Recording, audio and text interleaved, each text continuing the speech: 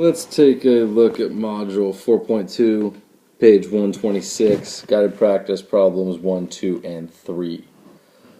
So based on the information in the table, we're looking at number 1 here, is the relationship between the time and the number of words typed a proportional relationship? So is it proportional? If it's proportional, then we can come in here and multiply the same number by each of our x values and get our y values. The first one's pretty easy. 1 times 45 gives us 45. We'll switch up that color. 2 times 45 gives us 90. 3 times 45, does it give us that? We can check here in a second. So 45 divided by 1, so we're simply putting y over x. 45 divided by 1 is 45. So the next one, we put y over x. So we get 90 over the x value. So 90 words in 2 minutes. And 90 divided by 2. 90 divided by 2. 2 goes into 9 4 times. That's 8. Minus get 1, bring down the 0. 2 goes into 10 5 times. So the answer, or that constant, is 45.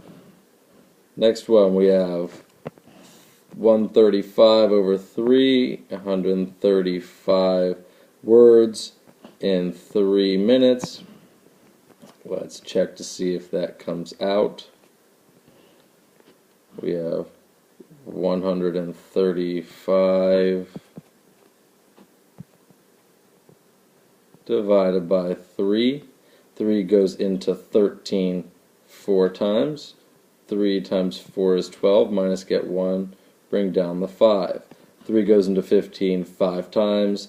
3 times 5 is 15, there will be no remainder, so our constant is 45. I'm pretty sure about the last one, but let's check it anyway. We have 180 words in 4 minutes. So we have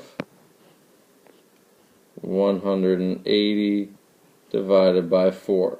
4 goes into 18 4 times. 4 times 4 is 16. Minus and get 2, bring down the 0. 4 goes into 25 times. 4 times 5 is 20. There is no remainder. So our constant there is 45. So since they all have the same constant, we multiply each of our x values we multiply by 45. This relationship is proportional. For numbers 2 and 3, we're going to find the constant of proportionality, the k, then write an equation for the relationship. But we need to know that k equals y over x. And if we know that k equals y over x, we can just plug in numbers. Let's use the first ones. K equals y over x. What's the y value? The y value is 10, and the x value is 2.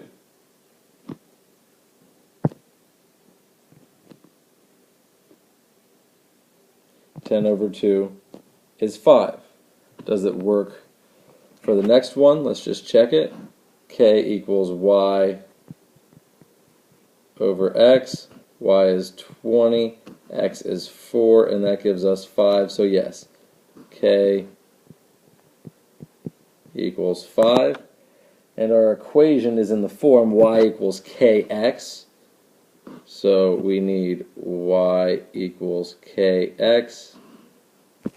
All we do is simplify, or simply plug in what we know is k into our equation. So y equals 5x.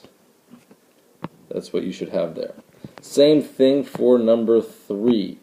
Now number 3, it might seem a little easier than it is. It's just a tiny bit trickier because we're going to get a really small number. So k equals y over x, the same thing. Let's pick y over x. Our initial thought is to put the bigger number on top. That's not the case. What's our y value? Our y value is 2, and our x value is 8.